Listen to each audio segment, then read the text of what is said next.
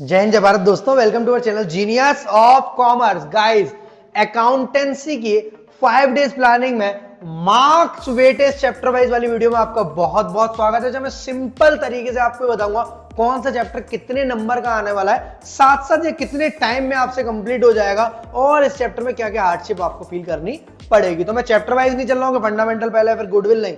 सबसे पहले हमें एश्योर ऑफ डिवेंचर्स करना चाहिए, क्योंकि ये चैप्टर दोस्त 8 से 9 मार्क्स का आपके एग्जाम में कई बार पूछा जाता है, जिसका एक क्वेश्चन 6 नंबर का डेफिनेटली आना है। इसके अलावा एक एक नंबर के 2-3 एमसीक्यू या कभी 3 नंबर का एक क्वेश्चन या एक और एमसीक्यू आ सकता है इश्यू आउट बेंच। तो प्रायोरिटी बेसिस पर करना है, क्योंकि अभी तक अगर किसी बच्चे ने पूरी तरह किया ही नहीं है, कभी देखा भी नहीं है, तो भी इस चैप्टर को आज शुरू करोगे तो आज के आज खत्म कर लोगे, इसके टॉप मोस्ट क्वेश्चन कर जाओ।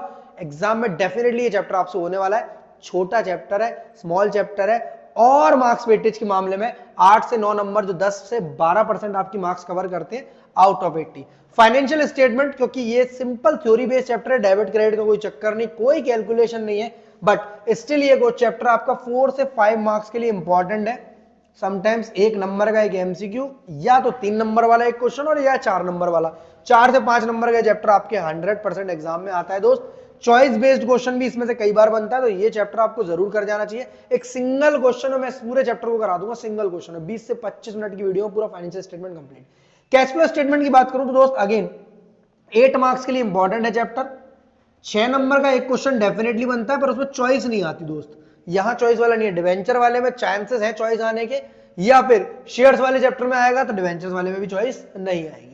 8 मार्क्स का चैप्टर, इसमें 6 नंबर का एक क्वेश्चन और 1 मार्क के 2 क्वेश्चन, जो कि अगेन प्रैक्टिकली आते हैं। अगर आपको कैश फ्लो स्टेटमेंट का फॉर्मेट आता है, बड़े क्वेश्चंस करना आते हैं, तो इन एक एक नंबर वाले क्वेश्चन में आप फंसोगे नहीं, डायरेक्ट आपको आंसर आता होगा। इनफ्लो है, आउटफ्लो है, ऑपरेटिंग है, इन्वेस्टिंग है, फाइनेंसिंग है, ऐड करना है, सब्ट्रैक्ट करना है, सब कुछ पता होगा आपको। डिसोल्यूशन ऑफ पार्टनरशिप फॉर्म, इस चैप्टर को मैंने पूरी पार्टनरशिप में सबसे ऊपर रखने का रीजन, सबसे बड़ा एक ही रीजन है, क्योंकि इसका question max to max realization account पर जाता है या जर्नल एंट्री। मतलब दो तरीके के क्वेश्चन बनते हैं, इसमें कोई हौच पौच वाली बात नहीं है कि सर इस टाइप की एडजस्टमेंट आ गई तो क्या होगा, कुछ भी नहीं है। तो मैंने टॉप 10 क्वेश्चन बनाया, उनमें से एक क्वेश्चन बाहर नहीं आएगा।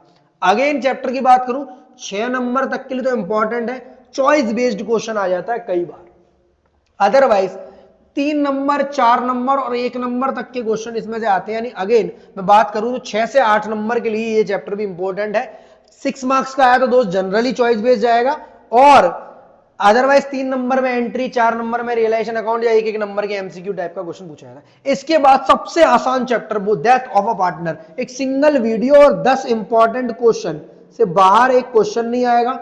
बात करूं इस चैप्टर की तो अगेन सेम प्रायोरिटी पर है, 3 नंबर, 4 नंबर, 1 नंबर, पर डेफिनेटली ये चैप्टर दोनों आते हैं। इसके लिए आपको इतनी सारी मटेरियल की तैयारी नहीं करनी। जैसे एडमिशन ऑफ अ पार्टनर की बात करूं तो डीके गोयल सर की बुक में 150 क्वेश्चन है, इसके आप देखोगे तो 10, 12, 20, 22 क्वेश्चन डेथ के होंगे और टोटल 50 क्वेश्चन रिजोल्यूशन के, जिनमें से मैंने 10-10 मोस्ट इंपॉर्टेंट वाले निकाले हैं। इसके बाहर नहीं आएगा। अगर आप फॉर्मेट बेस्ड भी क्वेश्चन को कर आओगे, आंसर नहीं आता तो भी नंबर मिलेंगे। वहीं एडमिशन ऑफ अ पार्टनर को भी आपको ऐसे ही सोचना है।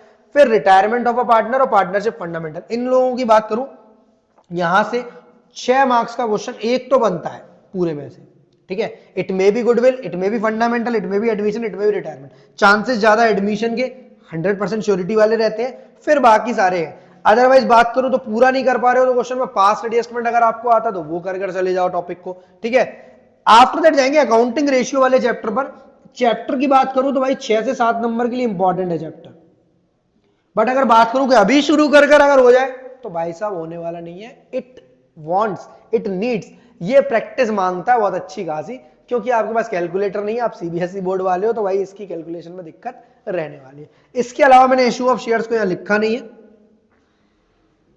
ये मैंने लास्ट वीडियो में बता रखा था आपको 35 नंबर के सारे चैप्टर मिला के। यहाँ थोड़ा सा तो मैं डिटेल में बता दे रहा हूँ, ताकि अगर आप सारी पार्टनरशिप नहीं कर जा रहे तो ये 2 चैप्टर जरूर करके जाओ, इनको ऊपर से कर जाओ, गुडविल के क्वेश्चंस कर जाओ, एडमिशन का 6 नंबर वाला क्वेश्चन लगा जाओ, अगर बहुत सारी चीजें नहीं करनी है।